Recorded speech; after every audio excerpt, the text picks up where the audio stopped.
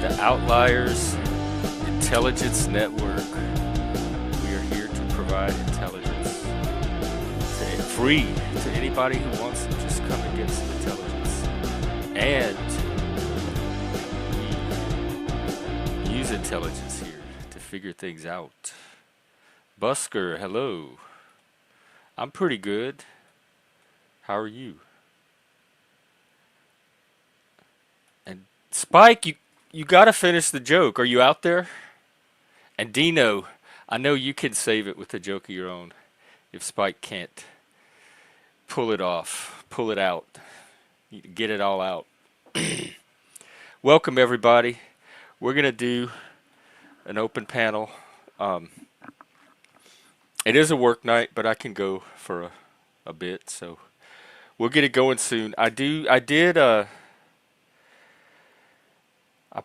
told someone today that next time I go live, I would talk about my journey into autism. They were interested in the autism part of the channel and kind of wanted to know my personal background with it. And so I said next time I go live, I'll tell the story of that. So I'm going to do that, and then I'm going to open up the panel. Because in my generation, they were not really looking for what today we kind of know generally as autism, ADHD, all that kind of stuff. If you were really extreme, like developmentally handicapped or something, they had resources and programs. Louisiana, all of that was under the Department of Special Education, as well as the gifted program was considered a form of special education. So the Department of Special Education had different programs and resources if you fell into certain extreme categories. But outside of that, you were kind of just a problem child in the classroom. They didn't have a clinical label to put on you. Hey, bonks. Now, I think if they had, and they went back and we could do it again, there's a everything got folded into autism now. It's all ASD, autism spectrum disorder. There's an acronym for you. So now things that used to be separate diagnoses are all this single diagnosis. But back then they had a category called PDD-NOS, which is pervasive developmental disorder, not otherwise specified. So it's because to diagnose, they look for certain features. Do they have this symptom? Was it this long? Like, did it appear this early for this length of time, etc.? And if the answer is yes, they tick a box, and if you get enough boxes ticked, you get that category label. So the NOS category is for people that tick some of the boxes, but not quite all of them, and they might tick other boxes in other categories. And so they have this catch-all category for people that are not completely normal, but they can't figure out what type of not normal they are. They ended up diagnosing me as gifted in the first grade. And so that was what took the place of autism, ADHD. That was my form of special education growing up. Now today, at least in the American education system, I would be known as what's called twice exceptional, or 2E. And that means that you get gifted services, which is just like one funding stream or one category of service. You know, it's very bureaucratic at that level. And special education services for the autism, ADHD, and that's a separate, what they call exception. Moose, what's up? I've been thinking about you lately. I hadn't seen you around or heard anything, so I was just kind of, well, you know, I like to check in on my people, see how they're doing. And so if you fall into both categories and you need services for both conditions, let's say giftedness and special, like some kind of accommodation for learning, then that's two exceptions. Therefore, you're considered twice exceptional. So you're neurodivergent, but you're also gifted, which I consider a form of neurodivergence, kind of on its own. Um, so we're gonna fast forward to when I actually realized I was autistic, because people had kind of been slapping that label on me my whole life as a joke. I've told the story where I got out of a ticket for disorderly conduct by faking autism. A friend told the cops I was autistic. She's like, "Oh, it's okay, officer. He's autistic. Have you seen Rain Man?" And the officer looked, and so I was sitting there like acting all goofy and everything while he looked at me, and he's like, "Oh yeah, I can tell, ma'am. All right, it's okay. We won't bother with it." And so we all laughed about it, like, haha, I faked autism and got out of going with the cop. Which, now that I think about it, damn, why did I do that? But anyway, um, so it was kind of a joke thing. And my mom called me one day when I was living in Seattle. Now, this is how you know you're autistic. I didn't need a diagnosis. This was the diagnosis. Because nobody knows you better than your mom. She called me up one day and she goes, "Jeffrey, do you ever watch this show called the Big the Big Bang?" I said, "Oh Lord, I know where this is going." She said, "There's a character on there called Sheldon. You need to see him. That is you." That's what she said. She was all excited to tell me about this TV character she had found that could finally communicate everything she had tried to communicate about me growing up. But when I discovered it, hey, Plasma. Oh, that's right, it is a Saturday. Yes, on the porch. We're telling campfire stories, and then I'm going to open the panel. And IG, welcome. Um, my first foray into mental health up here in Seattle, I volunteered on a helpline up. They have the crisis line for where you're in a crisis. Instead of calling 911, you could call the crisis line. But the I don't know if it was the county or the state or some level of administration decided to have they called it a warm line. So it wasn't a hotline. It was for people that weren't quite in a crisis, but they could maybe see themselves going into a crisis down the road, or they wanted to like stabilize or de-stress. And so they could call and talk to people about whatever they wanted to, and not and say it would keep the crisis line open for actual crisis calls. So I volunteered to work on this warm line. I did it for a year while I was getting my peer certification. And we did all this training, and it was very much like the Panelverse actually, because what I would do is I would show up every night for my shift. You did a 4-hour shift. So I would sit in a chair for 4 hours in front of a telephone, and random people would call in. I mean, there's a reason they call these panels call-in shows or invite people to call in. Um, and so I would talk to these random people about their life, their problems, whatever they wanted to share, whatever they wanted to talk about. And that's what we were there for, is to kind of listen and give our feedback and just make a personal connection with them. So in many ways, what I've been doing here on this channel and in the Panelverse is not that different from what I was doing as a volunteer on this warm line, except there's a video element and more people can all interact at once. It's not one-on-one. So I did all this training, and then you like spend a night or two shadowing another person and listening to their calls, etc. And then they put you on your own phone, and you get to take your actual calls. And the very first night I was on my own, the very first call that came in was this autistic kid. And we talked for like an hour. I could have talked to him all night long. I was recognizing myself. It was like somebody was finally on my own wavelength, and all the communication struggles that I normally had with people that I didn't even realize why, I didn't have any of them with this person. And he was an autism advocate. He had a website. He did all this speaking at schools and stuff. And When I got off the phone, I remember hanging the phone up and I turned to my coworkers and I said, y'all, this guy I just talked to, I said, I have what he has. I recognize something of myself in this guy. And so what I did was I started looking for other autistic people. And if you're questioning whether you're on any kind of spectrum, the best way to find out, the way that worked for me, find other people in that group and spend time with them. You will see if you find yourself reflected in them or not. I started to go into autistic groups.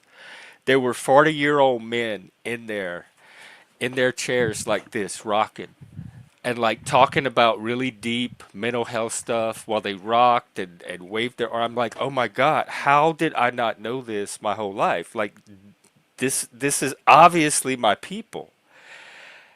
We could communicate, everything made sense. It was like we kind of had our own normal. There's a word for it, in fact, they do studies on it. I think it's called neurodivergent.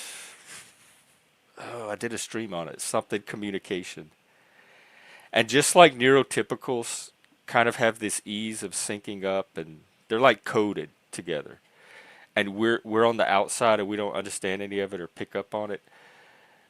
There's this theory that neurodivergent people, when they get together, form something similar among themselves because they have similar communication styles and needs and they notice the same things. And so it creates this like fluidity of in-group communication. Oh, plasma! I was excited because I was like, finally, I understand the weirdness. It gives me. It's not just me being everybody. Like everybody knew growing up, I was weird. I knew I was weird. It was very like nobody pretended I wasn't the weird kid. We just didn't know what the weirdness was, where it came from, what to do about it. So they just kind of accepted that it was just oh, that's just Jeffrey being Jeffrey. And um, this was kind of like I'm not this lone weird kid. It's a something that's it. There's other people that have it. It's part of like the species. Part of it. It's a human thing. It totally changed. It was a pivotal moment for me in my perception of both myself, my understanding of myself, and social dynamics and others because it added that autism piece that explained all the noise, the disconnects, the little glitches and communication breakdown, the weirdness. And so that's when my autism journey began. And eventually through the mental health system, they added the diagnosis to my record as an adult. Because to get an official diagnosis as a child, and the reason people do it, the reason people need it, is to get certain services. They require you to have certain official certifications from specific people. There's a lot of gatekeeping, and because they have limited money, so they have to have a way to figure out who actually needs the money, so that they can allot it to those people. And so there's this very rigorous gatekeeping procedure you have to go through. And to get an official diagnosis, it's a lot of money. It's like 2 or 3 days of testing and sitting with professional. It's not just you go see the doctor for an hour. Yes, absolutely. The and usually like at least classical autism, usually it shows up in infancy, like like the way the baby stares or the way their eyes move or their reaction or lack of reaction to human faces, all that kind of stuff. And in fact, one of the things that they use in making an autism diagnosis to meet the criteria is they look at very early childhood behavior. And so it's always helpful to have the primary parent or caregiver there to contribute their data, their input, their information to the diagnosis because they rely on a lot of that. Was because they have a picture of what neurotypical, what normal children do at that life stage. And so they ask questions to see if the child is meeting those neurotypical norms and milestones. And if they're not, that can be an indication that there's something developmentally divergent. It didn't go the main path. It took a different course of development. And then there's also developmental, what I call developmental trauma, which can be, it can be biological, physiological, it can happen in the womb, like different hormones can react and cause, or it can happen in very early infancy, like environmental or trauma from actual people that the development would develop normally, but something outside of the organism itself causes it to deviate in a way that it was on track to develop. And there's no way to tell what's developmental trauma and what would have happened anyway. So it's just all developmental. But some of it can be traumagenic. And the earlier, and my approach to autism is very traits based. It's not category based. I don't need to know a specific diagnosis or anything like that. I need to know what are you concerned about? What is showing up? What trait is showing up the most that's causing the most concern? How is it impacting the person? What problems is it causing for them? What challenges? That kind of stuff. Is it or is it that they're nonverbal? Okay, well that's a trait, being nonverbal. So let's deal with that. Is it the energy, the hyperactivity, the is it the a lot of people call this anger, and it's actually like frustration, almost bodily frustration, like your your mind is trying to will a certain thing, and the brain and the body will just not cooperate to make it happen, and you are too young to understand anything of why, and it's just this overwhelming frustration because you can't do what you're trying to do, you can't express what you're trying to express. People are having weird reactions around you, you don't understand why. Sensory things are happening around you, affecting you, and you don't understand why, and you don't know how to explain it, and all you can do is like a raw outburst of emotion. And a lot of people pathologize that as anger or disruption or maladjustment. Um, but if you're dealing with something like autism or the spectrum in general, neurodivergence, it's usually often frustration and meltdowns. What they call meltdowns are because you have tantrums and meltdowns, and they can look similar. Tantrums that are just like what they sound, and I would treat those a completely different way than meltdowns. But meltdowns is just overwhelm, either sensory overwhelm, cognitive overwhelm. Your ability to process and tolerate has just reached its limit, and your whole it's like a cascade effect. Your whole system just starts to go offline and collapse, and or cognitive overwhelm or environmental overwhelm. And when that happens, the best thing to do is just give the person space to recover.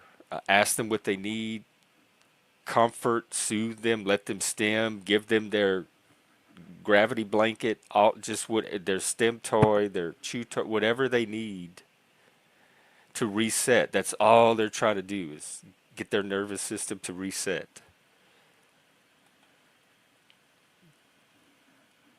Yeah, that kind of stuff. That's what they look for. And when they're trying to make a diagnosis later in life, they rely on that information, like eyewitness reports from the parents and people who were there that can identify that kind of stuff for them. I love my weighted blanket. Oh my God, I use it every night, except when it's too hot. In fact, I hate when it's hot. Um, okay, we have somebody in the back named Not Tuesday.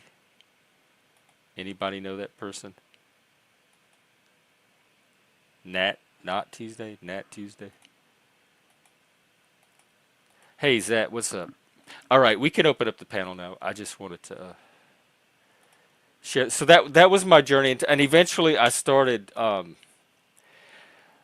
They had a really robust autism community in Seattle, and they would do all these events. They had barbecues and weekly meetings and social events. They'd meet at restaurants, and somehow that like ended. The organizers moved on, and it kind of just drifted. So the community rebooted itself, and some of us got together to reorganize a new Seattle autism community. So I was part of that effort, and I ran weekly autism support group. I was like immersed in neurodivergence at that point. And in fact, my last job, that's what I was doing was it was for a disability agency, but I was doing the invisible disabilities like autism, ADHD, mental health, all the stuff that wasn't wheelchairs and blind related and the physical disabilities. All right, we finally got us a panel. Welcome, Busker. Hey, how you doing, Jeff? I'm pretty good. What's going I on? I remember back, I guess it was MySpace days. It was like 2005 or 6 or something. And I was kind of seeing this chick who accused me of being on the autism spectrum, but I was never diagnosed with that. But she thought I was because I was kind of had a fit about her seeing other dudes while she was seeing me, you know? But that's And not like autism. That's I know psychosis. but the way I kind of obsessed about it, that's what she was probably talking about. But still, it really bothered me. I have standards, and I just don't take shit. You know that. So I think that could be a part of my autism because I really don't take shit. Um, partially that could be. Yeah, there's a lot of things. I think Yeah. I'm I mean, so. pretty to me, pretty much everybody that comes here has some form of neurodivergent. I think it's what holds a lot of us together. I mean, there's a few normies here, or like apparent normies, and I love my normie allies. Don't get me wrong. It helps. It helps to have normie friends and friends in the normie world. I'm not an autism separatist, but we do need our own communities where we can be ourselves and live by our own norms. Yeah, I mean, I feel like I see myself. I know that I'm not like everybody else, and I might have fits and shit, and I've come to terms with that. That's just the way I am. Hmm. A lot of And times, that's all you need to do is just find people that get it and can yeah, adjust to it and accept it. yeah, only my closest friends and my family understand me, sorta, but it's about as close as it gets. And Yeah. and Well, dude, I couldn't. I had to. I couldn't get any more clonazepam without a psychiatrist. So my neurologist helped me out, and she helped me out again. And I'm like, she gave me a number to a neuropsychiatrist because I requested a neuropsychiatrist, because I don't need the clonazepam because I have panic attacks about anything in particular. It happens to set off my stomach. The entire abdominal wall clenches like uncontrol. I can't stop it. It's like doing your mid sit up, and that's how it feels, right? And what was I gonna get on there? Um, about that, is that from the clonazepam? no, Is no, no. I have to take that. That's the reason I take it, and I've been taking it for 10 years, I guess, or a little more. B And say, was that you in the back? I didn't. Why didn't you say so? I didn't know that was you. Yeah, you can come up. but yeah, that 1 milligram a day, that's fine. But sometimes I take a half a milligram a day. I've cut it down a little bit, which I'm proud of. Smith, I don't know why, but that sounds kind of What's that? erotic, or at least pornographic. I better get off this. I might get demonetized behind this. Is that from the Bible? Oh my God. Oh What man, has the Bible been hiding this whole time? dude, I had two ads when I was watching you, like just earlier, and I didn't want to get on because I didn't want to skip the ad, but I'm like, oh no, I'm gonna not hear your story. So I What had were the ads? Did you remember? one was some sort of food, kind of looked like microwave meals. Like Oh they God, what they, they what look the kind of good, but what like is my they're. channel feeding people? I don't know, dude. Like I just It's outlier food. but like Spike, you have to finish your joke. The old man, woke up in the park and needed to take a pee. There were three old men, of course, because there's three of everything in a joke. So I guess it's three old men in the park, and they all wake up and they all have to pee because their bladders are full and they old and they don't all come out like it used to. But then I'm in suspense at that point. or they piss themselves. It could be the opposite. Yeah, well, that's what I'm trying to find out. Usually, it's they piss themselves. So that's the usual thing because of the prostate and old age and that. And old women get it too. Old women pee themselves. Yeah, they have those that gotta go commercial or that. Well, there's gotta go, and then there's Depend. And I remember the lady from the Depends commercial was this really elegant, well polished white lady, and she made like wearing diapers seem so classy and Right. sophisticated.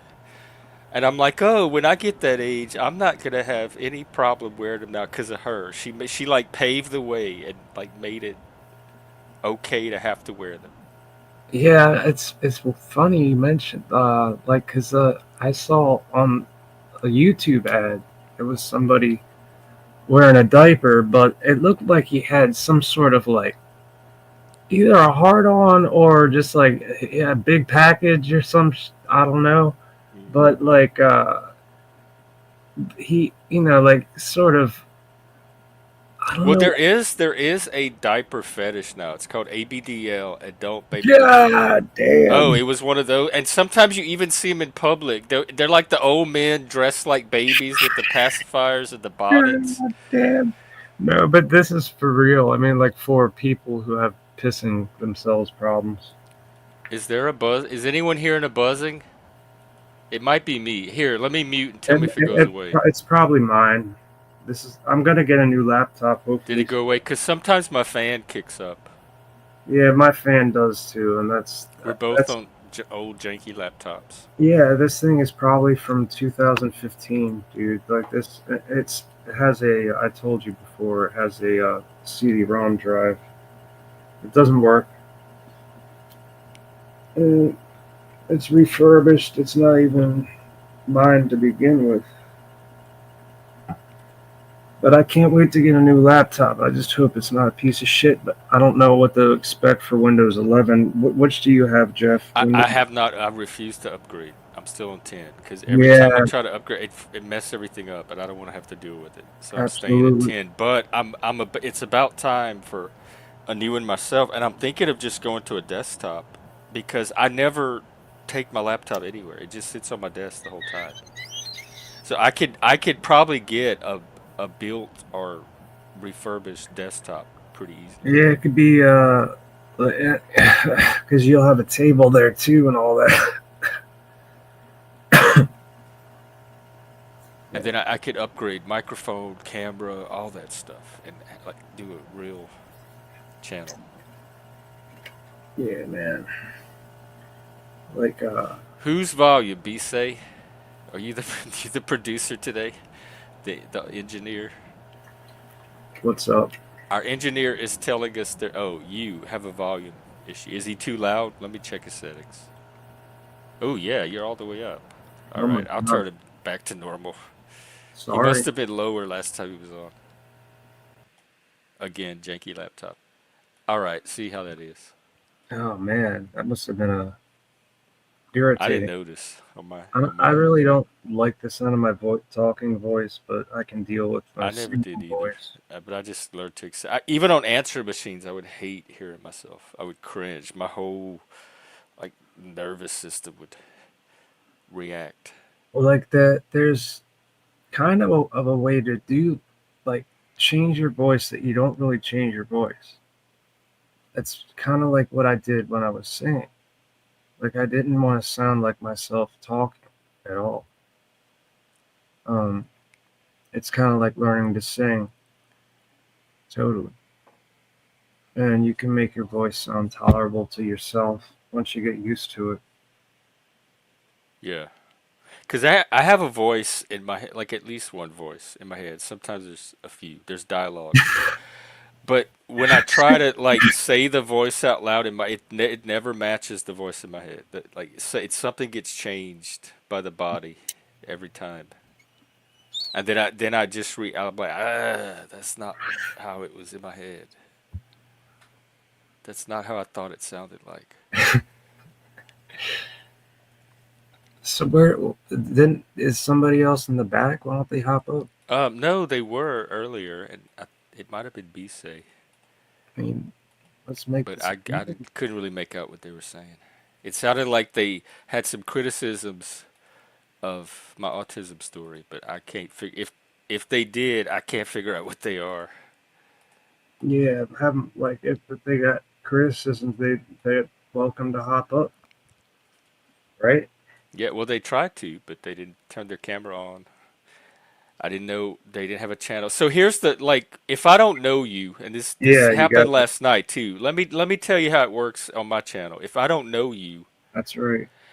I need to see yourself on camera. You don't have to keep your camera on when you come up. But the reason is we have troll impersonators and they will not turn their camera on at all because then that will blow their cover. So if I make you turn your camera on at all, it at least filters you out of okay, they're not one of those troll category. Then I have to be convinced that you're not here to disrupt or troll or porn. We got trolled last night by a channel that was maybe trying to imitate another channel, or was that actual channel? We're not sure, and What nobody happened? really cares enough. I didn't see that. If you have a channel, and StreamYard will show me the YouTube channel sometimes that's coming in. If you have a channel, drop it in the back so I could pull up your channel and see if it matches. I could look at some of your videos. I can get a sense of how much I think you're gonna add Yeah, to the it's how much you fit into the content. I want hear all of that. yeah, like So it's you have to convince me to take you. If you're a stranger and I don't know you, I don't just open the door and let you in my house. You have to convince me why I should let you onto my panel. And that's just normal. That's like what normal humans do. I'm sorry if you don't get that or have a problem with yeah, it. yeah, dude. Just don't worry about it. It's like it's either Well, that or they had some people last night that you were gotta vet. complaining because they felt entitled to come on the panel, and I was not You letting them gotta be on. vetted. They gotta be vetted. They gotta know. You gotta know that they're a fucking They do not a know. troll, They and do know. Trolls of all people know this. they have to. This is a That little and if they dance, a complain about it, ritual. then fuck them, right?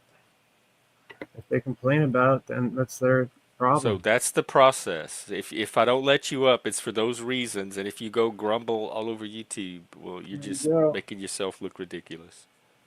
Yeah, dude, it's childish. You gotta vet people in this thing, dude. It's like Track. I told you that happened to me. I We were on vacation in Florida as a kid, and I got an infection swimming or something. And we had to end the family vacation and get me back home to the ear doctor. I think they put me in the hospital for like a day or so. It was so bad. And it was just like that. I was trying to ignore it because I was on vacation, and it got so bad we had to cut the vacation short and get medical care. what happened? Did you get a parasite or some shit? No, I think it was just from swimming, like water. Oh yeah, you got some It was some ear of the water that infection. got into the ear.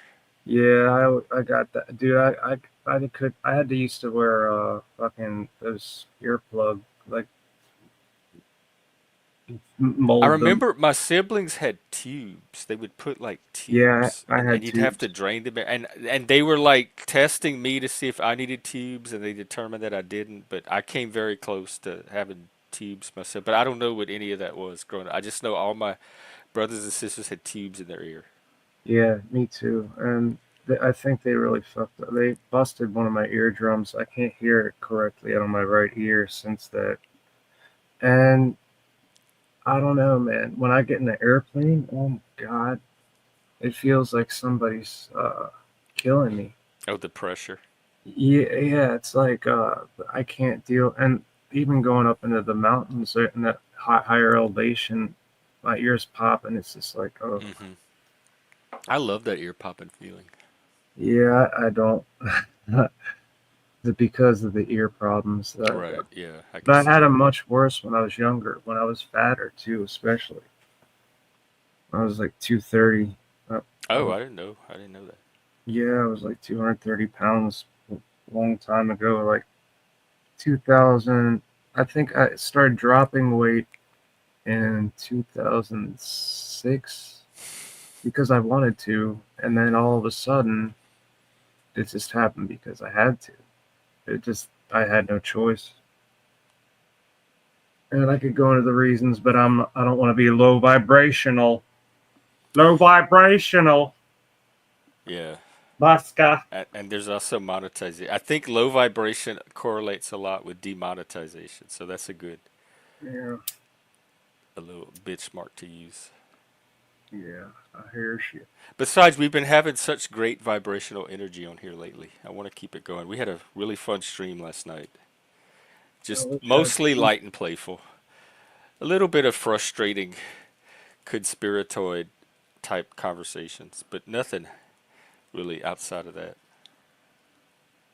Yeah, I saw you were on, and then I started to watch you, but I fell asleep because I was tired, and I saw part of you, and then I had to turn that thing off because the for some reason with that PlayStation on, it just something I can sleep so much better with it off, no matter what.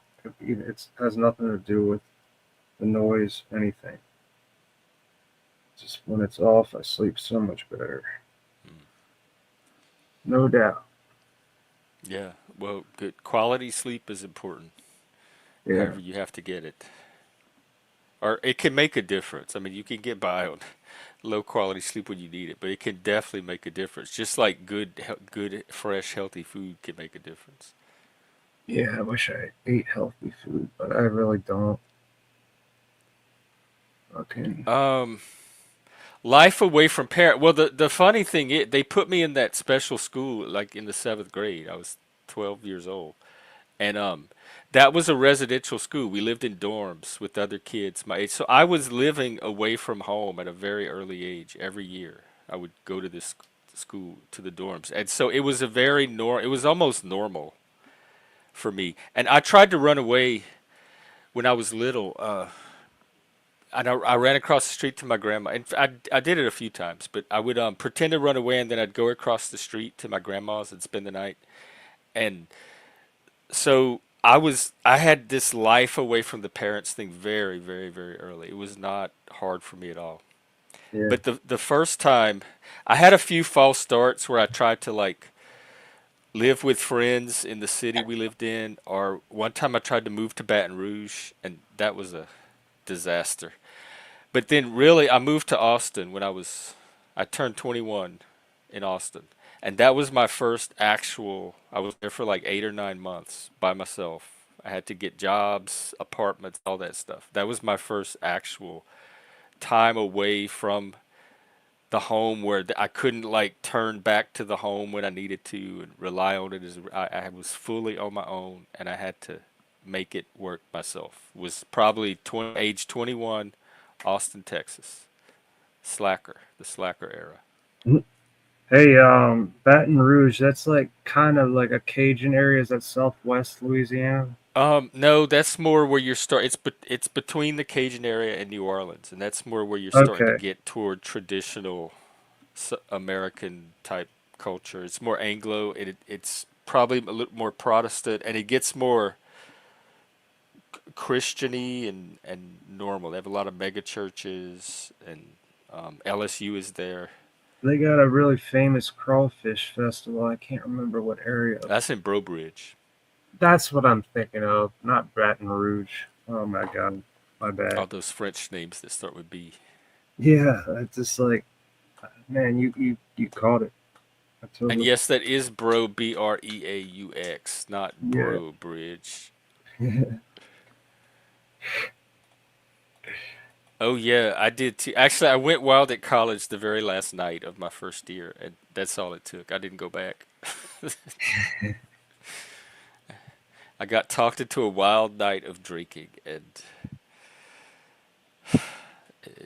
it I Did was you never the same again. wander around the campus and shit? No, I stayed in the dorms and cursed everybody out and tore Oh up the no. dorm room. I woke up tied to my bed with bed sheets. Oh no, And I dude. looked, I remember looking around the room. The fish, my roommate's fish aquarium had a big crack in it, and all the water had leaked out onto the floor. Oh fuck. Apparently, I had thrown the telephone at it, and it cracked. And there was shit all over the floor. It was just a mess. It looked like somebody had ransacked the room, and I knew. I'm like, oh, and that was my first time I ever got drunk in my life. Like not I'm literal like, and shit. I didn't remember anything. I'm like, oh my God, why am I Dude, tied to my bed? What happened to the are you room? you're I'm not pretty sure I was involved somehow, and this is what alcohol feels like. yeah, that kind of sucks, man. But like you weren't talking literal shit, right? No, I don't think there was actual feces and You meant feces like just involved there. stuff on your yeah. No, That's stuff, yeah, stuff. that Yes. literal Because my shit. roommate, he bought, it was those big gallons of wine you get at the drugstore, like the Carlo and Rossi and that type of stuff. And he You know, like a came box. back during the day with one, and he put it in the closet, and he's like, "This is for tonight. It's the last night." Well, I had one final left the next day. I had to take one more final, and then I was Oh done. damn. He's like, "It's the last night. We're gonna celebrate when I get back, Oh so no, don't dude. drink this. I'm gonna put it here in the closet." And I'm like, "Oh, you don't have to worry about me. I don't even drink. I'm not gonna touch it." And then the roommates across the hall talked me into having a beer with them, and that's all it took from there. At some point, I'm like, "Hey, y'all know what? We have a bottle of wine in the Oh closet." no, dude. They said I had the wine like this. I was like glugging it. Glug, glug, glug, Was glug, it like glug. one of those boxes with the bag It inside was of glass. It was a glass. It had a little tiny handle. It was a big giant glass, it? but like Like a you almost handle? had to hold it with two hands. Yeah, like a big jug, kind of glass jug. Well, thank you, Bisay. Maybe your $2 will help to improve it, just that much. So thank you. This is what I like to see: a person that's he's identifying problems and actually contributing to the solution. So if you think this channel sucks, give me more money and we'll make it better. The answer is Yeah, to just keep giving fund the money, something better. dude. Like we're just fucking two human beings having a conversation. Go fuck yourself, Okay. motherfucker. Well, and I don't know if he knows this, but like he's on a platform, but there's like about a million other humans having conversations that if this is not one he's interested in. Yeah, go find somebody else and fuck that. Like we are not the only conversation on YouTube, I'm sure. And if we are, then they have some major royalties to cough up if this is driving their platform. But thank you very much. I always appreciate coins. You ever had Bolthouse Farms amazing mango? Is that a drink? Yeah, Mm-mm, Bolthouse Farms brand. mm-mm. Pretty damn good, and it adds to the buzz, man. Like the myrcene in the mangoes, but the Oh real yeah, Miss Boo. It yes, definitely. we we we did all kind of crazy shit. We would get locked in the library at night and explore the library, and we would break in. They had this old abandoned dorm that was supposedly haunted, and they had an exit sign in it, and you know the green exit light was like this eerie green glow you could see through the windows. And we broke into it one night and we started exploring in the dark. They had all this old like antique furniture. It looked like a ballroom, like a Victorian ballroom. It was so cool and it was all how in did the you get dark. How did you And get then the in? security guard came in with the flashlight and started looking for us, and so Uh, we hid until we could sneak out.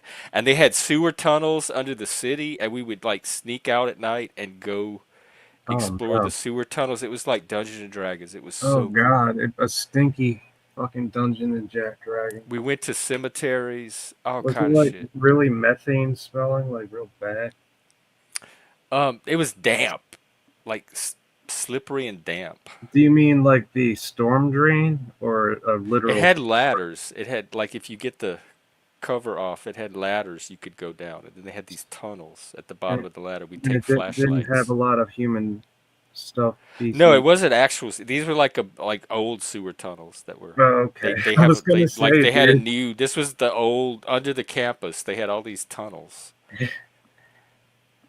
Yeah, that's got to be kind of cool. Like when you're younger So and college was that. It was a lot of like, oh my God, what can we explore? What cool thing can we get into and explore for fun? Because we had I was around other people that thought like me and craved that kind of stimulation. So you're right. When you get us all in one place together, shit will happen.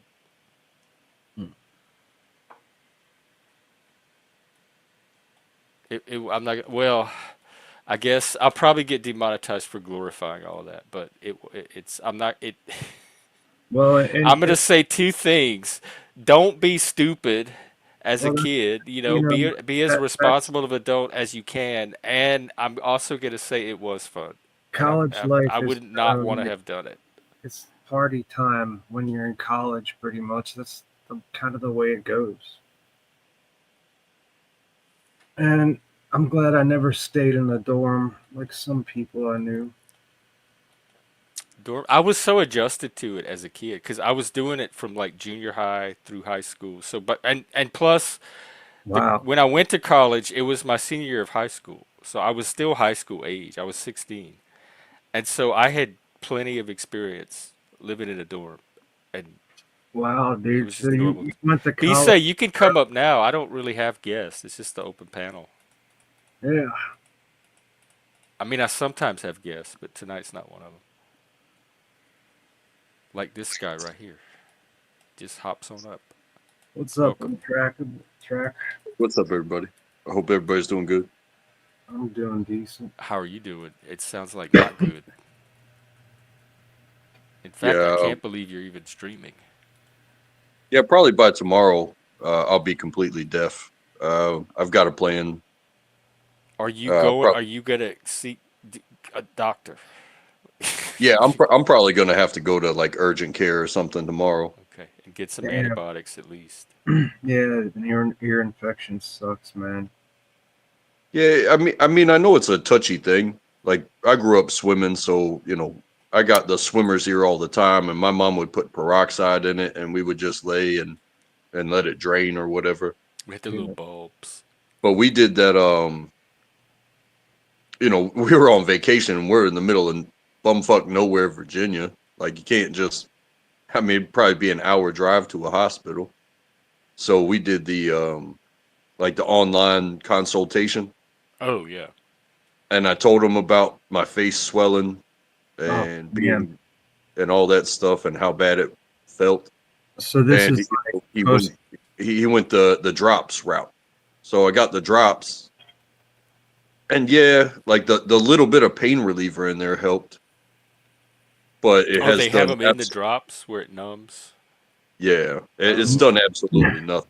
Do you think uh, you caught something when you were at that vacation spot you were at on the lake or whatever? Honestly, I don't know.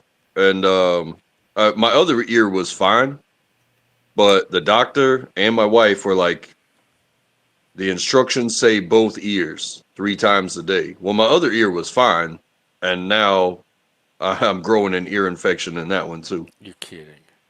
Damn, bro. Yeah, so I'm most definitely going to need some antibiotics for this because we're Well, already on like you said something 6 weeks. happens every single time you go on this vacation to this lake. Oh yeah, for sure. And it always happens to me. Like my daughter becomes a better swimmer. You have Uh, to figure out who's doing the voodoo on you and how to remove the curse. Hey, hey, if you want to talk about it like the superstitious way, we watched Final Destination, like the newest one, Yeah, like Final bloodlines. Destination Yeah, 2025. yeah. And if somebody's going to be the scapegoat, if somebody's going to be the sacrificial lamb, put it on me. Leave my family alone. You know what I I mean? have to fight you for it, for that role. I kind of It like sounds that. like you already are.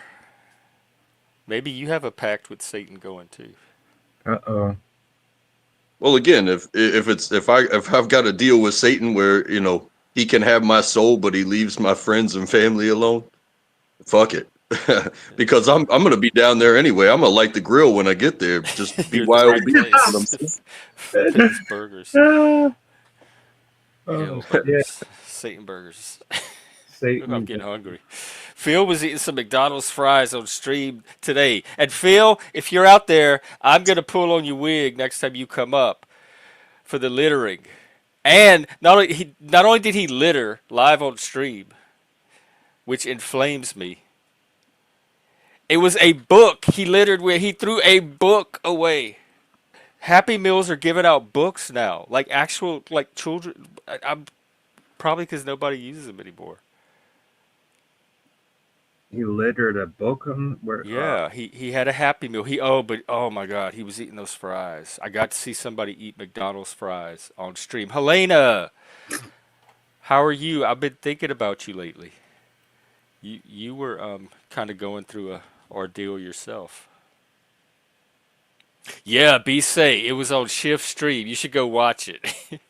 He ordered a Happy Meal because he wanted the box, and he's pulling the individual stuff out. He's in his car. And he's eating those fries, and the prize was a children's book about a rabbit or a mouse or some little brown mouse. I don't want to spoil it. Just go watch it on Shift. And then when he's through, he just like tosses it out the window. I yeah, had a strong moral reaction to that's that. he's ignorant. Ignorant. Oh yeah, Miss Beaver, you're gonna yes. You have the deluxe suite. We have it ready for you. Yeah, I'm pretty serious about that kind of stuff too, especially coming from the military. Like, you don't walk on the grass, you don't spit on the sidewalk, you put your cigarette in the receptacle, you don't just flick them. Yeah, You Yeah, know what I it's mean? just trash. I mean, who do you expect to clean up after you? that's right. I mean, when I was a kid, I was kind of ignorant, but I grew up out of that, pretty quick. I don't like to be seen as trashy. And if I throw something on the ground and not in a trash can, I just feel trashy. Like to my own self, I just feel trashy. Like that's Especially not when, the kind of human I want to be or represent.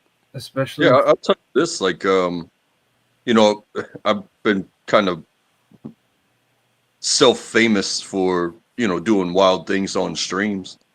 Shaving my head or playing in the snow, running around the block naked, or at Oh, I least in missed my that dorm. one.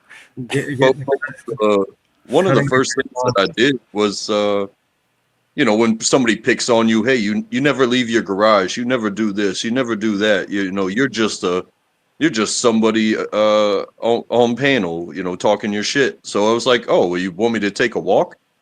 So I grabbed a big black trash bag and I went out to the major road and I just streamed myself on panel, just picking up random trash that was on the side of the road, like hubcaps. The bus stop, bro. I got to the bus stop and there were liquor bottles and wine bottles. Like, people were getting lit before they got on the bus. I'm gonna finish this real quick. It's like, I'm not driving to work. I might as well finish this bottle of wine. You know what I'm saying? Some Wow, that's good. That's even that. You just got a lot of points for that. That's even more impressive. In fact, the points that Phil lost today are going to you. He yeah, just took your points, Phil. That's admirable. Yeah, and I was just like, hey, if I'm going to take a walk and y'all want to see something, like, yeah, I could take a walk. You guys have seen me take a walk to go get beer and cigarettes with my backpack on, but like, I could just as easily carry a trash bag with me. And I came back with Like there were car parts.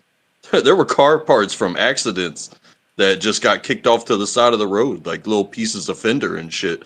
Wow. Yeah, it was wild. That's great content actually. I would be fascinated with that. You were Yeah, just talking doing Hey, it. about Zach. trash. I worked with this girl, and one day I guess she was late putting the trash out or something. So she threw the bags in her car and she drove down the street, and her neighbor had like a big tall fence.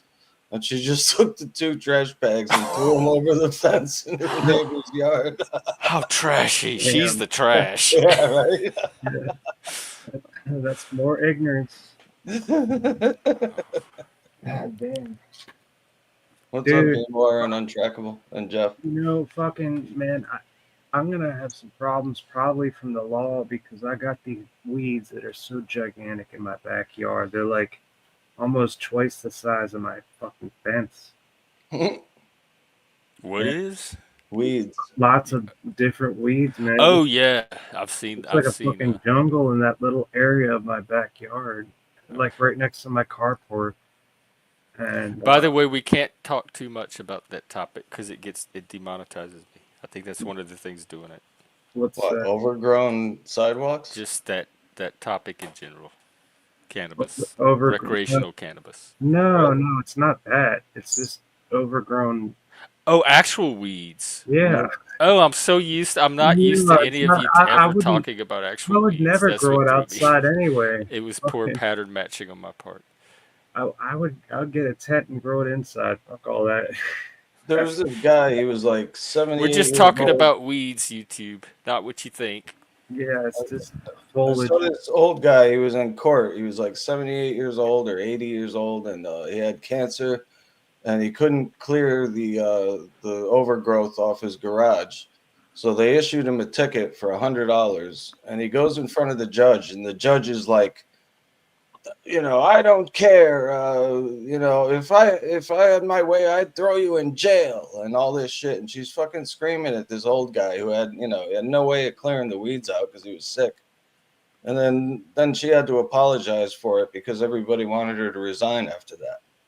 Damn. Did she? Like, did it No, work? no, of Judges course probably not. don't. They're pretty good at not bowing to that pressure.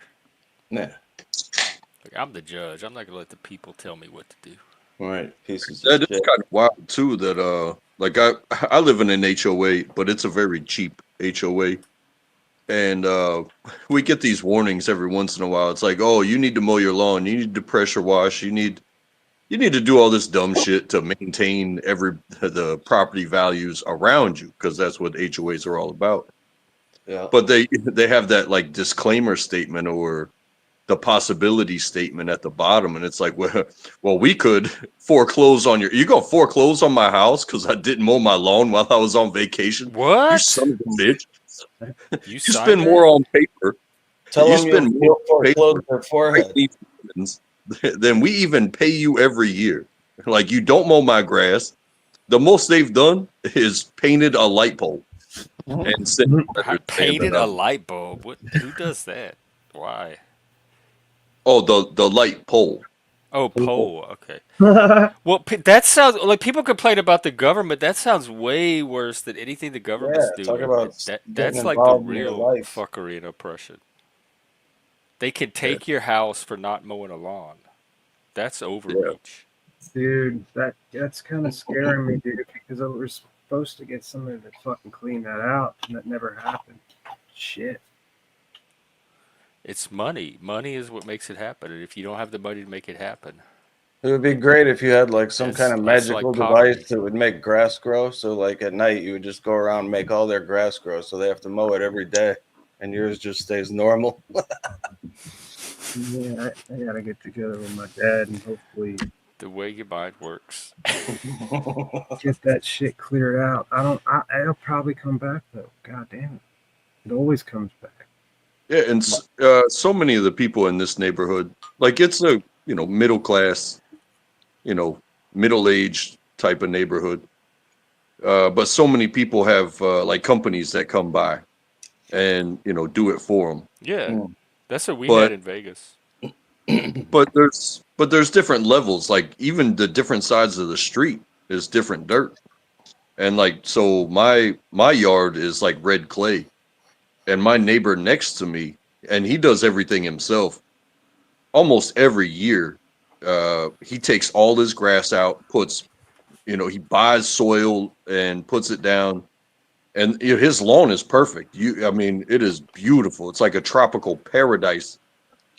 And he does all the work of himself. Whereas my lawn is just clover. And I'm like, it's green, it's short, mind your business. Exactly.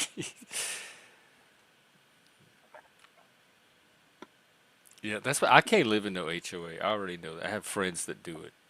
Like, I cannot believe y'all subject yourself to all that. Well, like I said, it's cheap. It's like $150 a year. What do you get from it? Like, are there benefits you get that make it worth doing? Yeah, they they send you a letter in the mail every once in a while, so that way my young daughter can draw a picture on the back of it. Oh, well, that's nice. That's Well, good they do value. seasonal flowers, and that's fun, especially with the kid loving the garden now. So but we don't get $150 worth of benefits. We get $150 worth of you don't belong here, boy. Oh, what are those HOAs? But the neighbors are great. It's these letters in the mail that just kind of be like, why did we pick this place? If you But want it is to we're If close you to the want to school. cause trouble with the HOA, start making fake letters about stupid shit and sending them to all your neighbors. They'll blame the HOA for the letters, and they'll be like, well, "Why are you telling me to do this?" Oh, it like keeps it's for people that wanted things kept at a certain standard and they don't have the ability to do it themselves. So if they all band together and put a little money in the kitty, then things stay just bougie enough. Hmm. Well, for sure, And because it like keeps that's if not a I bad turn strategy actually. If property values is the goal, like the ultimate goal of all of it. right, It like if I let my house go to shit and turn it into a crack house and like a literal crack house, then my neighbors, when they decide to get away from me, they won't be able to command top dollar. And then so the buyers will be people that can barely afford it. And then, then I got crackhead neighbors, and then the entire neighborhood goes to shit. So if there's not some sort of control, and I do get it, but we're not exactly on top of everything all the time. You know what I mean? But it's not a crack house, I promise you. Yeah, it just sparked. You guys just sparked. Triggered what I should be doing, and I just called my parents. I'm just like, we gotta somehow get somebody over here and get these weeds cleaned up because it's. there's stuff you can buy to keep them from coming back. Yeah, I don't know. I don't know. I can't go out and do that But physically. if somebody does it, like if you have a professional come and do it, they should Yeah, know all of that, Well, I'll they how to got have make to. that them not shit come you can back. spray. It's like a little plastic container with Well, a that's the thing thing. on it. I can't even get up and do anything anymore. Uh, So it's the yeah. way it is. I'm not low vibrational, as somebody would else would say, but I just So I just got it. I just remembered. Kane, are you saying that like if your neighbor has a car in front, your house value can go down because nobody wants to live next to it? So what your neighbors do affect how much your property's worth? Oh, I can speak on that. My friend's dad, one of their houses that they were growing, that me and my friend grew up with his family in. My friend's dad built. He's a general contractor. His company built like half the houses in the neighborhood, and it's a very nice neighborhood for the time. And he's a general contractor. He's got a pickup truck with tools in the back, and that cage that carries things. yeah. And and he had a boat, and they're like, well, if you have a boat, it can't come past the threshold of the front of the house, and no work vehicles in the driveway at all. And bro, he fought that HO and like, it's a lawn service HOA. Man, it was probably $600 a month just for HOA. Jesus And he Christ. was like, "Are you gonna come at me when I built all y'all's houses? Suck a fat dick." Yeah, that's fucked up, man. That is fucked. Yeah, I mean, some of those places are strict. Like my HOA, we have old cars. We park them outside because our garage is full of, all our collections of life. Um, we get people, sometimes selling a car on the side of the road, which, nothing really bad, nothing nasty. There's a lot of veterans. There's a lot of foreign people that live in this Is that neighborhood. all allowed? Like, can you have a Mexican family with pinata parties in their driveway every night? Oh, Every fuck night. yeah. Like we had in Vegas, because it's a real thing. Yeah, It was fun. I uh, loved it, but I don't know we what they did park. to property values. But they would make mine go up. Like I would buy a house next to that. Untrackable should hire a mariachi band to play every Oh night. yeah, I already want to live in that neighborhood. How do I get a plot? It sounded like my neighborhood used to sound like a mariachi party, especially across my street. And I think they kicked them all out or something because I don't hear that Mexican music All no the more. mariachis are gone. And like it was weird because I played my Cajun accordion while they had that blasting over there, that freaking Oh, I Tejano. bet that was cool. It was just wild just to like, I just used to kind of try to play along with the music. It was kind of crazy. I've seen some incidences that kind of did make me upset because, we have like a two-way road. It's no line in the middle, but it's okay to park on the street. And sometimes, somebody's having a birthday party, a graduation party, a yard sale, or something like that. And it becomes a one-lane road very quickly, which means, you got to pay attention because traffic's still coming through. But, that's not what pissed me off. What pissed me off was somebody called the cops. And the cops, started finding out, where's the party at? You can't block the road, blah, blah, blah. And I'm sitting here thinking to myself, what's going to happen when you need to move? Hey, who's copywriting? Sorry, Busker. Music started playing. Just let me know what I could bring you back. Here, I'll Yeah, mute just you. I gotta drop down, Jeff, so- but good seeing you guys.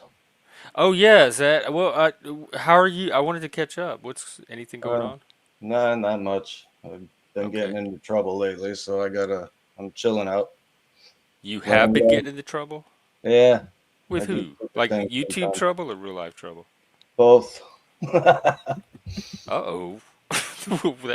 That's not nothing much. No, I'll tell That's a you next lot. time. I'll tell you next time. It's not a big Yeah, deal. Oh, dude. okay. Well, you have me hooked. There was no music here. I have my TV muted, All so right, Oh, well, see something you later, started guys. playing. I don't know Yeah. how that happened because there's no music here.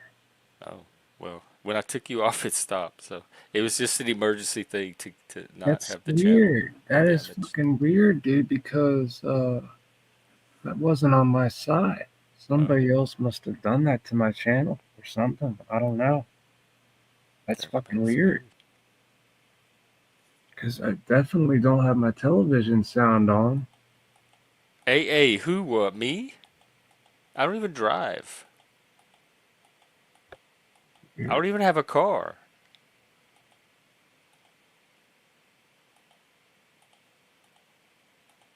Are you talking about the person who just left? Oh. So Is it? that's the teaser for when he tells us the. That's what I was thinking, Helena. Except we get a whole different type of ghost around here lately. Mm.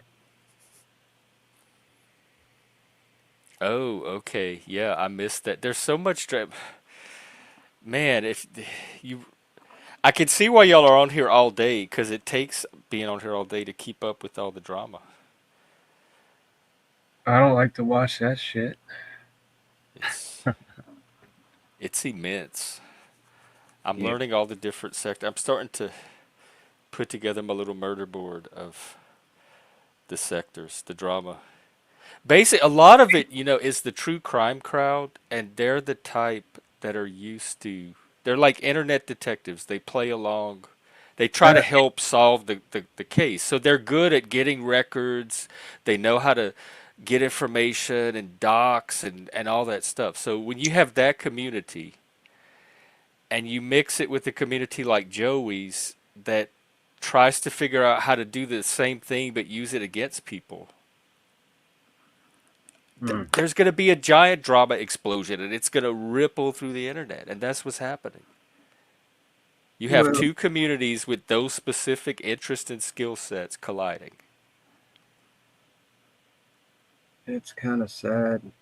The Krama community. That's exactly it. It's the Krama community. And I wouldn't say it's completely evil, although it's like the crime fighters on one end and then the criminals on the other end doing this.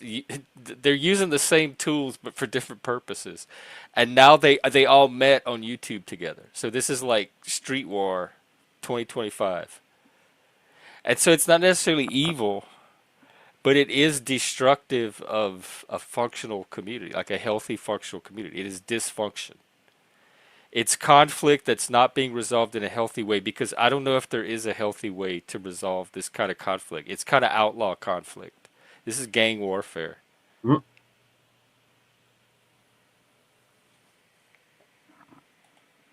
Yeah, I'll have that. Yeah, shift. And where do you fall in this? I still haven't placed you. I have my little sh- schmurder map, and but I haven't fit you into it yet. I'm not sure which sector or community or how you tie into all of this.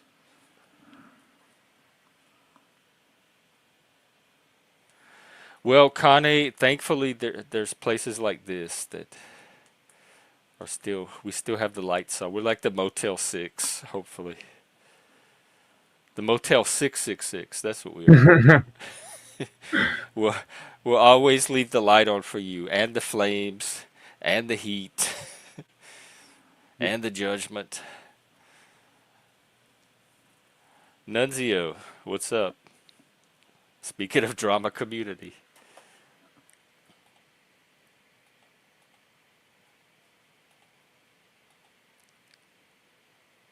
Well, guys, I think I'm gonna hop off and get something to eat or something, but maybe I'll Alrighty. come back later if you're still on.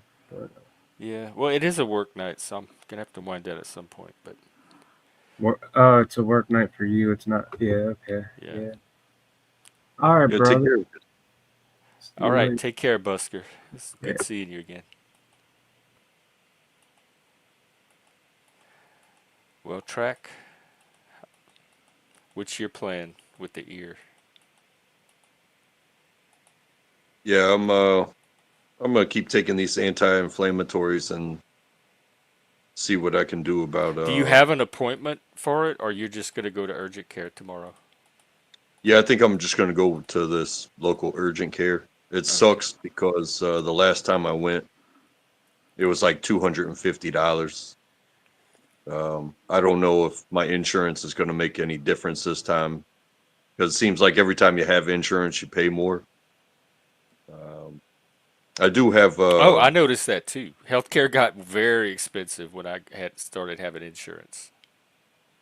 yeah, and I don't like to do that type of shit. But at the same time, if I go to the emergency room, like I'm definitely fucked. But Well, is there, do you have like a primary care doctor that you can telecall with or something and at least get a prescription called in? and that's what we did initially.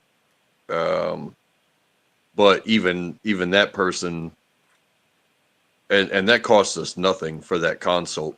But like I said, he was the doctor that could write the prescription for the drops, but the drops have not made any Well, effect in four if it's days an now. infection, they need to get antibiotics in your system. Right, but I guess for the antibiotics, um, they want you to be physically seen. Oh, they need to see you in person. And Do you have a local doctor that can see you tomorrow? oh, tomorrow's Sunday, so Oh, fuck. so I doubt it. But Right. but I got to work on Monday, so I'm either going to work on Monday, uh, deaf and in pain, No, don't do that to or yourself. it's at this point it's an is what it is. It sucks, but I think I'll survive. Well, you probably will survive, but like how much suffering do you want to do? That's I think literally a pain. Like there's nobody I hate enough to wish that kind of pain on. That was one of the worst pains of my life was ear infections. There's nobody that I would want to see go through it, even an enemy. yeah. I think I even told you. Well, no, maybe I didn't, because it was after I talked to you last night. Um, my wife woke up and started screaming my name, and that woke me up. And I was like, "What? What's going on? What do you need?" She goes, "What the hell are you hollering about?" I was like, "Well, I'm freezing cold, and it feels like I have a knife going through my head." So yeah, I was probably screaming in my sleep. Oh, oh, that's where the pain was coming out. It was like it was. I felt lucky enough to go to sleep, but the screaming and the pain doesn't go away just because you're asleep. So rather than I guess just not. breathing heavy or snoring, it was like ah. Because I wouldn't even like hearing you on panel today. I wouldn't even know you had one. You seem so you seem as level and grounded as you always are. I guess the thing is that like I can barely hear myself. I don't know how you. I'm sure you know what it's like to have something in your ears or to have a Oh yeah, blockage in your with ear. earplug, I can't even hear people with the earplugs in. Yeah, but It's then so muffled. when you talk, all you really feel is the vibration. Yeah, yeah, that's how you feel now. Yeah, Uh, and it's about to be heavy in both ears until I get what I need. But even the antibiotics will probably still take 3 days. yeah, well, like maybe one or two, but at least, but the pain should start leveling, like diminishing by then. But go to urgent care, like even if it's the few $100, just pay. It's gonna be worth it. Just do the urgent care thing. At least get some antibiotics into your system so you can get some relief. It's All part of self care. Take care of yourself. it definitely sucks, but I'm gonna handle it tomorrow. Okay. Well, I hope you do, and you know we're all here if you need it. Hey, always. And honestly, sitting up straight or standing up straight um, is more comfortable than laying down because nothing's draining. So laying down, it's pressure on one side or the other, and Mm, that just makes it all worse. yeah. So and it even says online like yawning or chewing or something like that. It kind of helps because your jaw motion is keeping everything up there like moving Oh rather than yeah. being stagnant. So it's when So it gets stagnant and sit that the pain yeah, is the most so like intense. letting me run my mouth up here, it's kind of beneficial. Well, yeah. Oh yeah. Well, you're always welcome to come and run your mouth. That's what we're here for. This is the channel for people to come and run their mouth.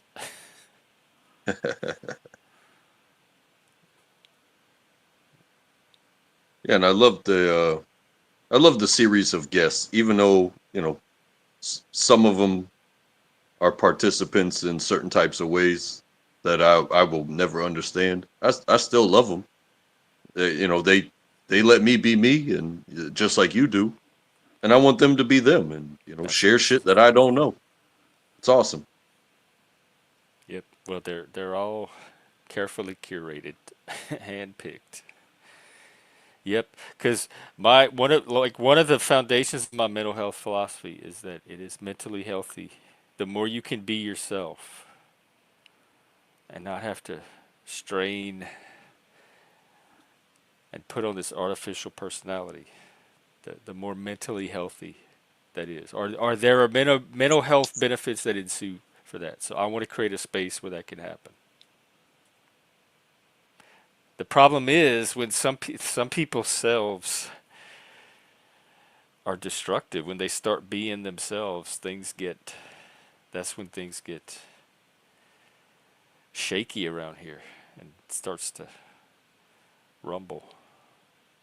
So it's a balance of like how to be yourself, but in a healthy way and in a functional way and in a way that contributes to the community instead of undermines it.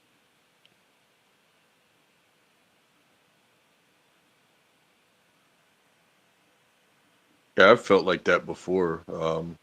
I was much younger, um, and I got in trouble, and I had to go to. I didn't have to, but it was strongly recommended that I go to AA. So I went to my first AA meeting, and I just sat and listened until somebody pointed and was like, "Hey, you're new. Introduce yourself." And I felt like I was in the game. I felt like I was part of it. And then the conversation goes on. It goes around the table, and there was an open place for me to speak about kind of my perspective of situational type shit. And the moment I opened my mouth basically and started talking about myself and my drinking, I basically was told to shut up because I wasn't important enough. Wait, Or what? At an AA meeting? it wasn't as sharp as shut up, but it was like my problem wasn't big enough or something like that. That was the feeling that was getting from it. From They're telling the you to go get it checked out pronto because it could lead to really bad things. Yeah, I understand.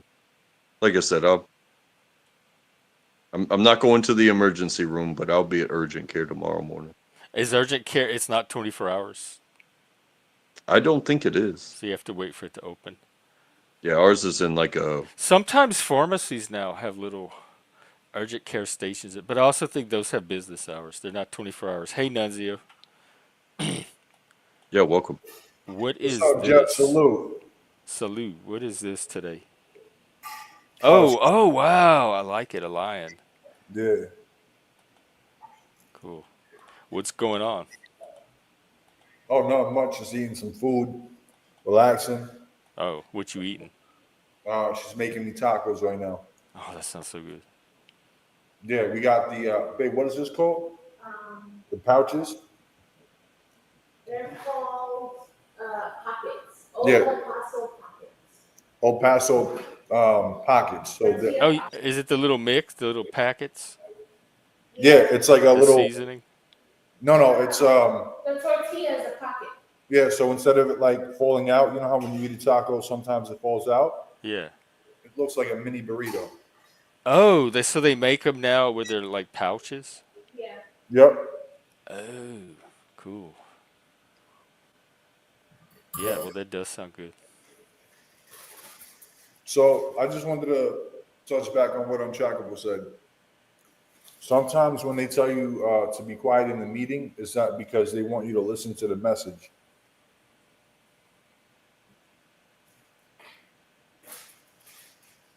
But You know? does he get to tell his story? Because the AA meetings I went to, everybody got to. They were pretty much there to just listen to whatever the person wanted to say.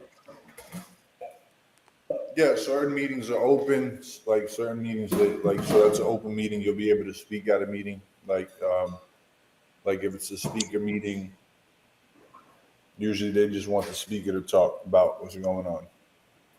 Oh, well, maybe it was a speaker meeting track. Well, like Or I it said, could have been, I mean, these were alcoholics. It could have been a dysfunctional group. yeah, for sure. But for instance, I was young. Most of the people there were much older, and and it was my first time. But I wasn't talking about somebody else and saying, "Hey, you this and you that." I was like, I feel like this, and I see this, and like that, and I got cut off and was like, just hold it, basically, just hold it down. And I didn't. I was not like I was on some long rant or anything, but that's the feeling I got from it. So I did my mandatory class, but the optional AA, I was like, yeah, I'm not going back there ever again. Oh, this At was least to court that. At least to that. assigned? So they got meetings online that you could do. So if you're new to the meetings and stuff like that, um, it's good to like get your feel on how it goes, you know? But you can go basically anywhere in the world, so it doesn't have to necessarily be in your hometown. You can go to meetings online as well. Are you part of AA too? Nah, I was back in Massachusetts, and now I don't do that shit. Oh, was that voluntary or court order? No, I was voluntary. Oh, okay. Well, good for you. So you pretty much just manage on your own now? No, I basically said fuck it all. Oh, okay. You know, Well, that happens too. you got to be honest, right? Honest program. Yeah. And I Well, did my week before I went on vacation. I told Jeff before I went on vacation, was like, I spent a week sober, and it was the first full week of sobriety um, in years. That's good. Yeah, I felt good. I was just so focused on making sure everything got done every day, so that way we were prepared. And because I was really looking forward, like, I only go on vacation 1 week a year. I use my vacation days for other things, mostly family related. But going to the beach or going to the lake uh, for a week straight, it's like that's my escape. I get to swim and shit like that. And Hell yeah. yeah, like I said, there's always something bad that happens, but that's that curse. But that's my escape, is going to the water. And but So that week of sobriety, I honestly felt like I was floating. I was on cloud nine while I was at work, because it was like, hey, I'm clean and sober. I woke up early. I got to work early. I I don't have a headache, and I'm not sick to my stomach and shit like that. And yeah, you know, I think the best thing to do is, that you got to know this, right? There's always going to be problems in your life. It all depends how you react on those instances, Majority of us say, hey, listen, our first idea is to get a drink, right? But so if you think past that, you know what I'm saying? Then you'll have another idea. Okay, maybe I could fix this with this situation, or you know what I'm saying? yeah, that's exactly what I try to get people to do. I know exactly what you're saying. Don't always go with your first impulse. Hmm. There's other options just behind it if you give it a second or two and start looking for them. Yep. And you can put that. You can put that in any aspect. You know what I'm saying? In any way. Yeah, So if you're a violent person, your first choice is to go bust the guy's head open. You know. or strike a channel. Well, listen. Well, that's what we do. and I'll say that like, it felt so good that week. Yeah, I'd basically known that I was going to be on vacation, and we were going to have cocktails every day. We were going to be drinking beers by the lake and stuff like that. And I knew and I wanted to participate. But, vacation's over. Now I got to handle this other issue. But I really do want, I want to keep trying to at least have, weeks, you know, to where I can Yeah.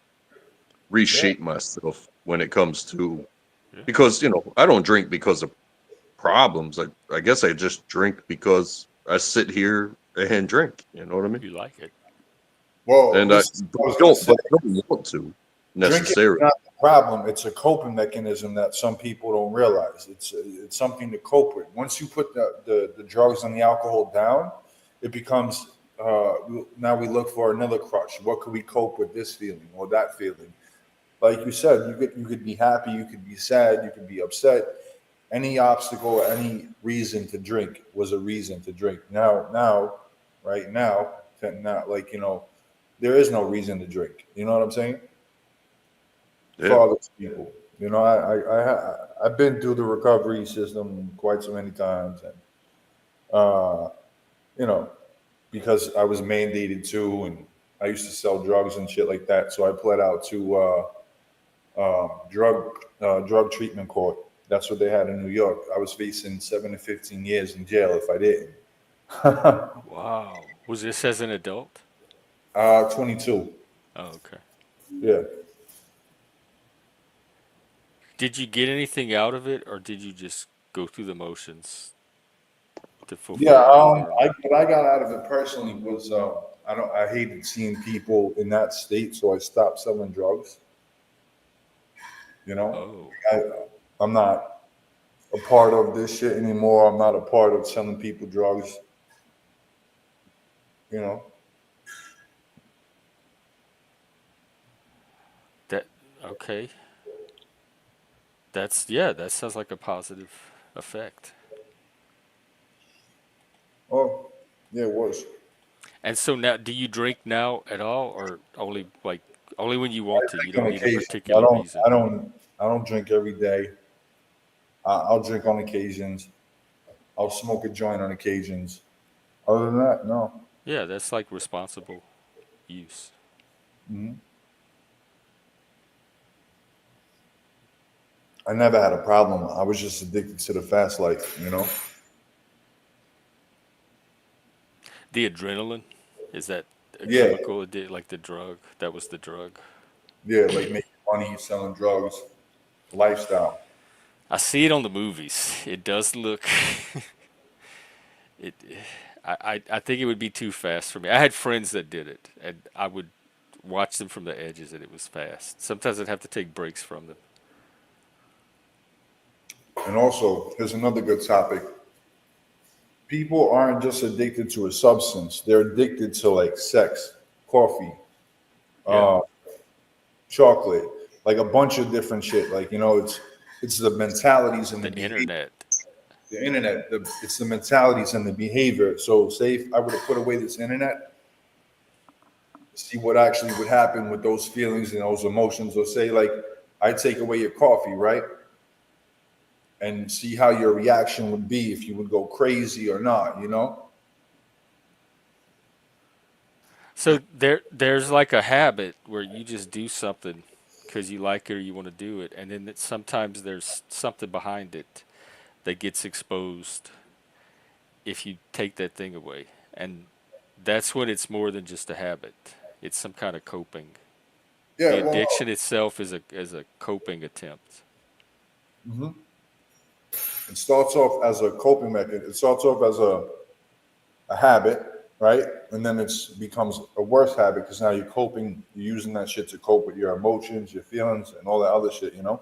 Yeah. And then you put everything to the side just to cope with your fucking shit that you're going through, you know? That's what it is. In a way, even attempting to cope is kind of a form of health because the option is to just give in to the emotion. And if it's a destructive emotion, the fact that people are trying to do anything with it at all other than let it completely drive them is kind of an attempt to be healthier. So there are positives, right? There are positive coping mechanisms. There are positive ways to cope with your anxiety and all that Yeah. other shit, your mental illness. Some people aren't at that point yet, so they don't know how to cope with Right. those People don't always emotions. know them. They don't know what to do, so they think, oh, maybe if I take a substance, that could help me cope. And it usually does. That's the prize. It Right, works in the short term right. for what they're looking for in that moment. So Xanax is not supposed to be meant for people to take for long periods of time, but I've known people that do it, right? Like you're not supposed to. It's supposed to be like so you learn how to deal with your anxiety, you learn how to deal with your emotions, you know what your triggers are. It's a fact. It's a fast acting substance. That's the reason why that happens. People get addicted to that shit. If they don't take it, they get withdrawals. And what happens with withdrawals from Xanax and buprenorphine, people will have a seizure. So they become reliant on that substance. I've definitely been through that. Where the coping mechanism for one set of issues becomes its own addiction. Because Yeah. something that I struggled with, you know, in my younger days, it was all fun and partying, and parties get out of control, and you're not necessarily addicted to the substance, but you're addicted to the social life and the Yeah. party, and it all just kind of comes into it. Well, then when the party's over and there's you lose certain protections because you are in a different environment, and you go back to, hey, I'm willing to do that, this is my job, I'm willing to do that, this is my job. But then you find a whole bunch of people not doing their job, and it's like, why why am I working so hard? It's not making me any more money. In fact, I'm doing the work of like five people. So you know how do I do less? So I would come home, and rather than bitch at everybody around me and put all that pressure on them, it's like I would cope. I'd be like, hey, this is my time to do nothing, but this is a place where I should be doing something. I should be doing more at home, but I'm stressed about having done so much at work that it's like, hey, drink this six pack, and then it turns into a 12 pack, and then it turns into an 18 pack, and the next thing you know, it's like, well, I'm drunk and I'm comfortable doing nothing right now. And the next person that comes to me and be like, hey, I need you to do this, and be like, well, what the fuck are you doing? But I shouldn't be doing that at home. But I don't want to. I don't want to say that to somebody at work when they're like, "Hey, I need you to do this." Like, well, what the fuck are you doing? You know what I mean? Yeah, You, yeah. you make a good point, because I think frustration is one of the emotions that people struggle to deal with, to know what to do with. And there's not a lot of answers or guidance or solutions out there. I mean, I deal with frustration myself, but I know in a workplace, I've just learned this from very early, that everyone's going to be at different skill levels, different levels of motivation, different reasons for being there. And it's nice when all the parts of the team function at the same level, but I never expect it. And so I'm prepared to tolerate a bit of it and overcompensate for other people's shortcomings where I need to, because they're going to have to do that for me anyway.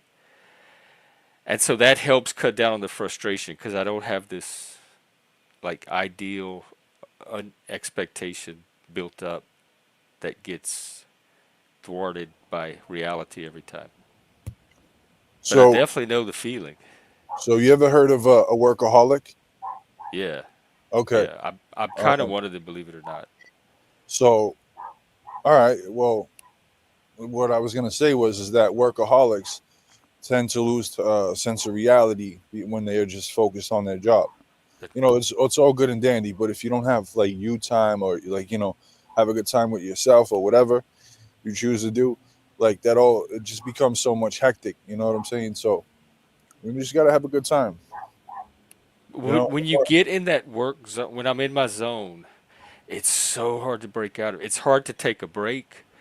It's hard to drink water. It's hard to go to the bath. Like nothing. You don't want to break it for any second because you're getting so much done. You just going, going, going. Right. Hey, I Tommy, have what's an up? issue with watching workaholics because sometimes you'll get a supervisor that they applied for the job and now they're a supervisor, and you've Because of already their worked with work this person as ethic. an equal, but now they're a supervisor, and it's like, well, now that I think I said this the other night, now that they got their khakis and they took their shirt in and they have an office, like they're getting paid more, but they're doing so much less and they're not really taking care of their people. But then you also have like these workaholic types that actually probably deserve the position, but then you see them too much because it's like, bro, when do you like calm the fuck down? Because if you're going to become a micromanager and sending emails out in the middle of the night because you want everybody to be informed, and it's like sometimes you really just got to shut it down, and I feel bad for them because it's like, I feel bad for myself sometimes because I torture myself, but I feel in my way, but I feel bad for you because you know your torture it's work related. Yeah, but Yeah. they're getting there's a payoff for it that they're choosing. Oh, there is a payout. It's going to lead to stress, anxiety, all these different types of emotions that they don't know how to cope with or deal with because they're too busy focused on working it, and then it becomes overwhelming. And I've seen it happen before. You know, Yeah, I've I've seen the burnout too, especially at the management levels. Because yeah. they believe it or y'all, they work the managers way harder than they work the workers. I don't know if y'all know that. And So it looks like I it's a mean, term. just talk to Moose. It looks like they're sitting in the office and doing like having it easy and not having to do all the work. But they are getting worked way more than the person at the front doing the physical part. Yeah, because they got to use their brain. You know, And their and so time, like their time, like my ex was high up at Microsoft. He was upper management of Microsoft. He had no second of his life that belonged to him. They could email him or contact him at any second to do something for him. Like that was one of the frustrating parts of trying to date him is that that device was always going off, and he had to go take care of something with work. He had no life whatsoever. yep. They owned every second of his time. But they And paid him very handsomely for it, and he was willing to take that as a trade-off. So y'all it's probably understand the term like being a company man, Yeah, and I and think I'm it's like, becoming one of them. when you're a worker and you're not at work. It's like, well, I can't work from home. It's not my industry to work from home. So if I'm not there, I can't do anything about it.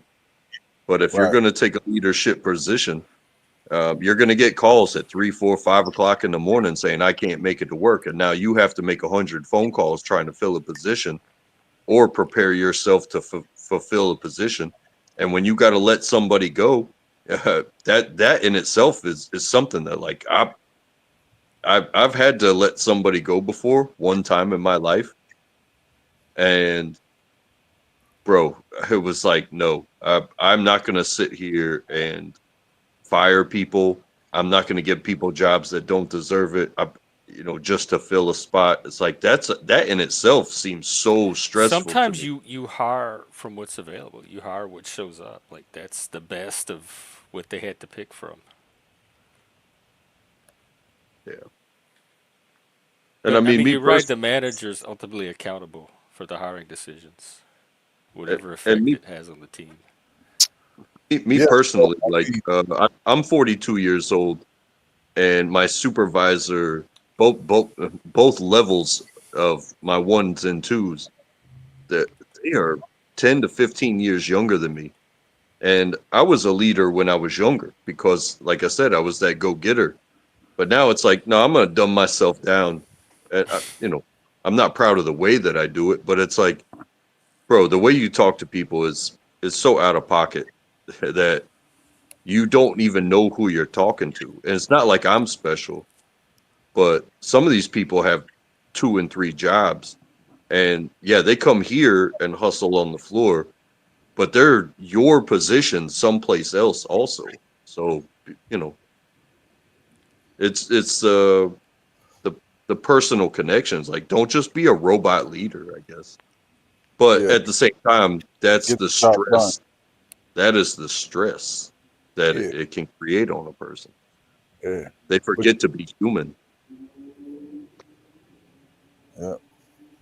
I mean, you have to be like that at work, though. You know, I mean,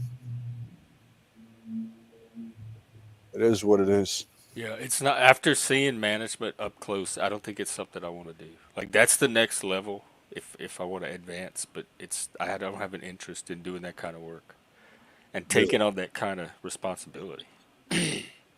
yep. And also, here's another thing: people don't know that there's two substances that could like kill you.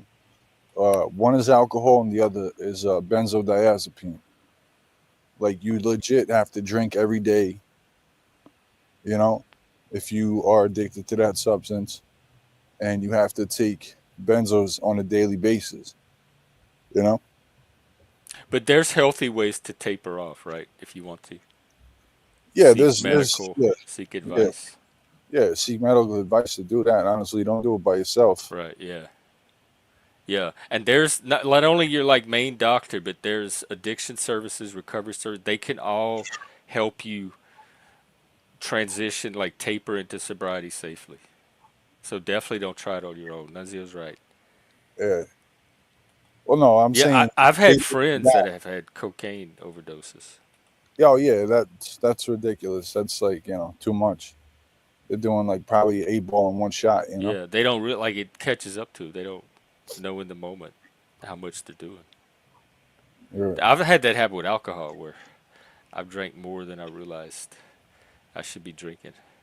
Yeah. And another thing too is that these doctors are overprescribing medication that shouldn't be on for long terms, like say methadone. Like it legit honeycombs your body. Suboxone honeycombs your What body. does that mean? So It's what so it means gross. is that it honeycombs your bones, so it makes your bones weaker. Like you start losing teeth. Oh, Uh, yeah, yeah. is that meth mouth or the meth itself does that?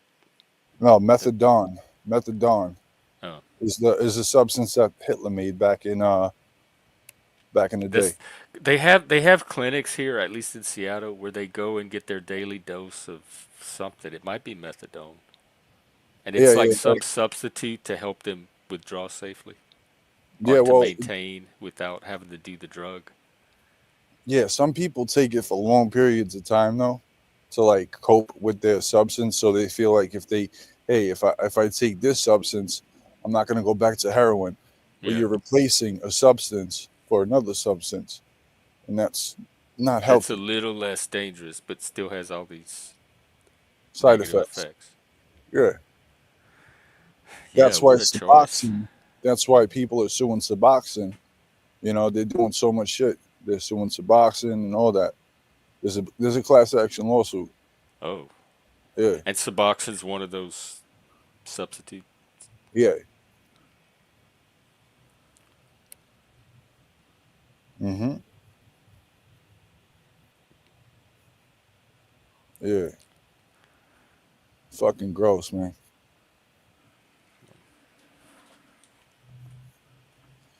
Like, Well, I'm gonna start to wrap up because it's a work night. But before I do that, I remembered that we're in a new month, so I can start releasing some memberships. So I'm gonna do 5 of them tonight. I will do 5 on the next stream. So oh, let's nice. see who's getting memberships tonight. Ken Corso mom. All right. Wow. Tommy, congratulations. You got a membership. Nick Volt has a membership. And Ricardo Moonrocks has a membership. And 2 people that I've never heard of. So, congratulations. Welcome to the group. Hey, Yeah, Jeff. congratulations, members. Chopper Chopper. Well, Nunzio, is there anything you want to say Yo, salute. at You the have a end? good night, Jeff. Catch you later. Yeah, salute to you too. Thank you had Yo, by a the way, lot of have good you seen information Mike? tonight, so thanks. Oh yeah. Have you seen Mike around or no? Has he He come was back here to the last town? night for a little while, and then I Okay. think he either had something going on in real life or he floated off to another panel. Oh no. So apparently, someone's ordering pizza to his house. I don't know who it is, but if you know who they are, send them And to. it's certainly not you. Nah, it's not me. I don't do that Okay. stupid shit. Yeah, he's like, oh, I have to go do something, but I'll come back if you're still on it. Then he never came back. Yeah, he So I went over figured he to. just got some other panel to go to. Yeah, he went over a few other panels. Okay. Yeah. But yeah, he's still Mike's probably a permanent part of this. Could be. He's in the people that are regulars here are people that have invested time in it, showing up, participating, and he's one of those people. So it's really hard to, unless we have some kind of major falling out. Yeah. But he needs to start respecting my So channel the same as everyone else. yeah. So let me ask you a question. He put an ultimatum out there: either you're cool with me and Zell, or you're cool with him. Isn't that what he said? Yeah, you know what? I don't even remember. That's how Oh wow. little attention I paid to it because ultimately I'm gonna associate with the people I want to associate with. Right. Nobody controls that. And Exactly. same with him. He's welcome to. He hangs out at Ham Bananas all the time, and he knows what I think of Ham Bananas. So Yeah. Did you see the video about that piece of shit? about Ham Banana? Yeah. No, I would I never got. watch I'll. something like that. No. I'll send it to you so you Okay, can take your take on him and what you okay, think about him. You know? all right. I'll take a look. Yeah. All right. Well, thanks for the update. Salute. Salute. Track. I hope you feel better. You have anything you want to leave us with? Yeah, just a big thank you for having me as always, and everybody, like you mentioned, participants, like the chat and the people that come on panel. You know, not everybody's gonna agree or like each other, and some of us may know each other from other places that have completely different narratives and subject matter. But I just want to let everybody know that, you know, I lead with love, and I have fun everywhere I go, and you are one of the prime conversation places where I feel comfortable. So, you know, thank you, and have a good night. Oh, well, thank you. That was that was very touching and inspirational. Thank you. Salute, Trackable. Have a good night. Just doing my job, my workaholic self. All right, y'all. I'll see y'all at the next one. Later. Take care. Later. Probably gonna take tomorrow off, like I usually do, and be out on Monday. So, hey, Zell, Helena, everybody else. Um, Tommy, I think I still want to do a one-on-one with you if you want. And Nick Volt, if you're out there, we need to set that up too. Um, I haven't heard all your drama, so we can do that one day. All right, take care, everybody. Great stream because great audience, great guests, great panelists, great community. Appreciate all you guys, and have a great Sunday tomorrow. Doing whatever you do on Sundays, and I'll see you on Monday. Take care. Lead with love. I like that. And have fun. I'm untrackable. That's fucking beautiful, actually. Leave y'all with that.